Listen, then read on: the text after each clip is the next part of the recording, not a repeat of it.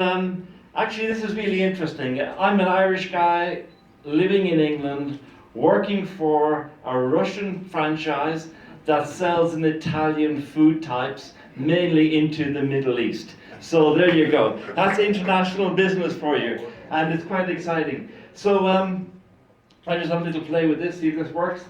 I was here back in February. Actually, Peter has one thing really significant about him. He's the only person who has persuaded me to wear a tie 2 times in the same year. Okay, so that's a really significant thing. I was here in February, and at that time, I came along and I thought the idea was, here we go, was that franchising is a great tool in the entrepreneur's toolbox. Right? So an entrepreneur can use franchising to grow his or her business, which is really significant. But tonight I want to just take this to another level and say, actually, international franchising is a powerful tool in a nation's economic toolbox, right? So we can really grow businesses like this. What is franchising? Well, franchising is a way of doing business where everything is systemized within the process. So you got processes and systems and legal documentation. All of those things are there, so you can open up a store in one town, you can open it across the town, you can open it in another country. So I'm not going to read what's on the slides. You can see that for yourselves, and this will be available for whoever wants it later on. But it's about having a proven business that can then expand, and using that to do this in several countries if needs be.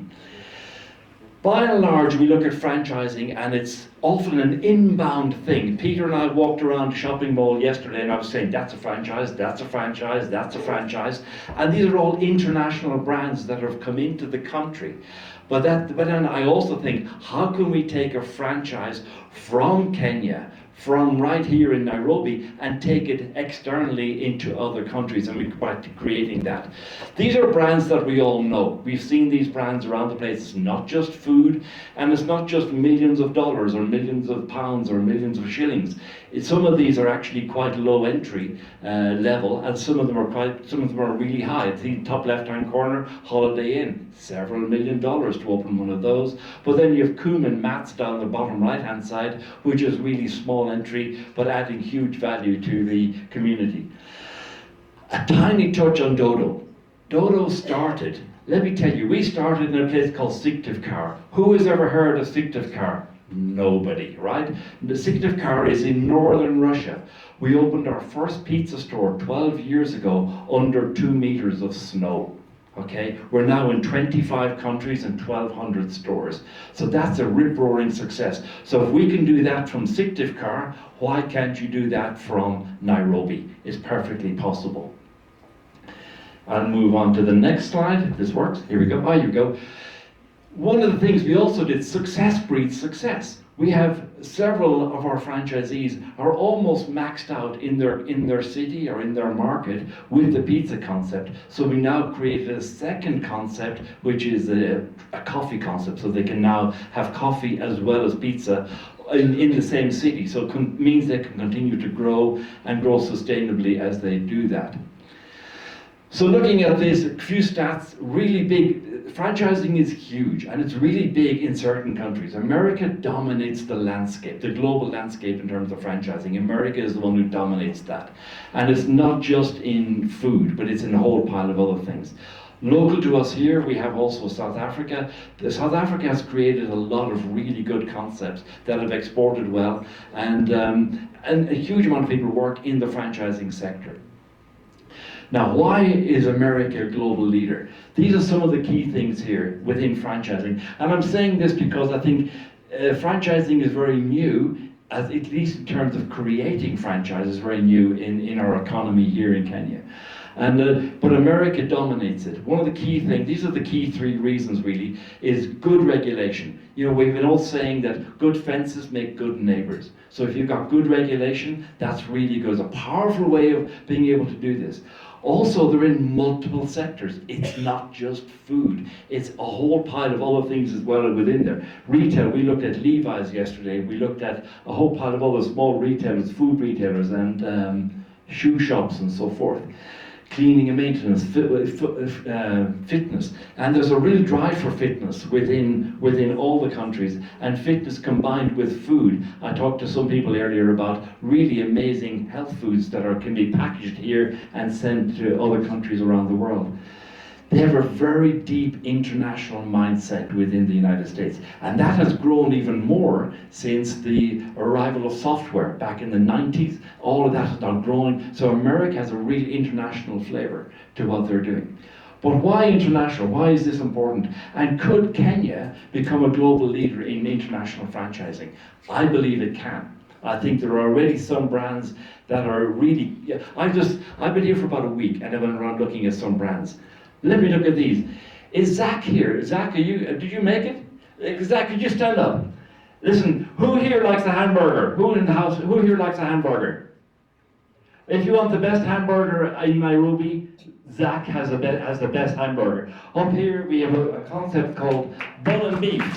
Congratulations to Zach. Zach, I was at his store and I thought, man, this is so cool. He only has one shop right now, but the systems and processes that he has created are up to international standard. I could airlift Zach's shop from the village market and I could drop it in Oxford and it would be a success by the following week. It's a tremendous thing. And all encouragement to Zach. And I hope he grows within Kenya and also takes this overseas. And I met him the other day. In fact, I went to his restaurant and I ate, didn't tell him. Then I came back and I went to find him. He came out of the kitchen to spend a half an hour with me talking, and he's now my best friend, right? It's a great encouragement to see that business, and every success to Zach in what he's doing within this. In the same place, there's also something called the Chocolate Bar Cafe. Oh man, and I'm bordered with type 2 diabetes, you know. But I tell you what, it was worth the risk, all right? This is a tremendous place. And this, you could airlift this. I mean, literally, this is the food, right? This is some of the food I have here. You could airlift this and put it into London, Paris, and New York. I'm not kidding you, it's that good. And again, I met with the owners, we talked through what they're doing, the sustainability of all of the ingredients coming from as local as they can to the market that they're in. Absolutely tremendous. An Art Cafe, everybody knows Art Cafe, and this is something that it looks like Whole Foods. If you know Whole Foods in California or in London, Whole Foods is a tremendous concept, and you could again airlift Art Cafe and drop it into almost any city around the world, London, Paris, New York, Tokyo, Dubai, wherever you fancy. Really, really good. I'll be quick because I know I have 2 minutes left. Some numbers. Here you have some numbers here. If you had 1,000 stores, doesn't matter what it is, could be footwear, it could be handbags, could be restaurants. If you had 1,000 stores and they're only doing 10,000 a week, $10,000, euros, whatever you fancy, and you're taking 5% royalty, that would give you 26, I have to look at my numbers now, 26 million pounds a year, dollars a year coming into the economy, okay? A very simple one. And if you then extrapolate that, and you have 10,000 units of different types. Now, does 10,000 sound like a huge number in terms of restaurants or whatever it might be? Well, let me put some context in this. Here we have so only 5 brands, okay? But you look at McDonald's at the top of the tree, it's about 40,000 McDonald's, thereabouts. Subway, 37,000, 30,000 KFCs and so on. These are big numbers. All of these come out of the United States. So I've done some basic maths, because they're very basic, because I'm not a great mathematician. On the bottom here, there's 140,000 units there. If it was with those 140,000 units only doing 10,000 a week, 5% royalty, $500 each, that would mean you'd have $3.6 billion US coming into the economy. Is that possible? Of course it's possible. This is what's coming into the States. And by the way, can anybody spot the error in the numbers? There is no McDonald's in the world doing $10,000 a week. The average McDonald's in the United Kingdom does 60,000 a week. The average Domino's in the UK does 30,000 a week. So you can see these numbers of 3.6 billion income just going to the United States on royalty alone. These are well underplayed, okay? It's going to be probably more like 10 billion rather than 3 point something. So yes, can Kenya become a global leader? Absolutely. I'd like to encourage everybody within this to look at it. There are incentives. Saudi, oops, my 10 minutes is up. Saudi has put a lot of emphasis. Saudi is looking ahead beyond oil. How can they go beyond oil? These are the key things. A lot of government initiatives, education initiatives as well. Is Mercy here? Yes. Mercy is here and she works with Nairobi University. And she's now doing a lot of sustainable things about growing a business and also trying to take it internationally. And I'll be working with her in the restaurant sector to help her and some of her students within that faculty to understand how to not only grow the business sustainably, but also then take it internationally with international franchising. So there are lots of wonderful things. Thanks, Mercy. There are lots of wonderful things we can do within this. So we can take a lesson out of the book, out of Saudi and Oman and Qatar and UAE, who are looking to be able to create things here and take them overseas. Not just bringing franchising into the country, but let's take franchising out of the country. And these are the way, and AMEC can help in all of these areas that we've just put up on the screen here, and Peter and I will be talking about these going forward. So yes, that's what I think with franchising. Within this here, I have a wonderful quote, and somebody mentioned something earlier on. If you create a business, it's to improve other people's lives and make things really sustainable. And Peter Drucker, the good old marketing guy, his big saying is, the best way to predict the future is to create it. Listen, thank you very much for your time.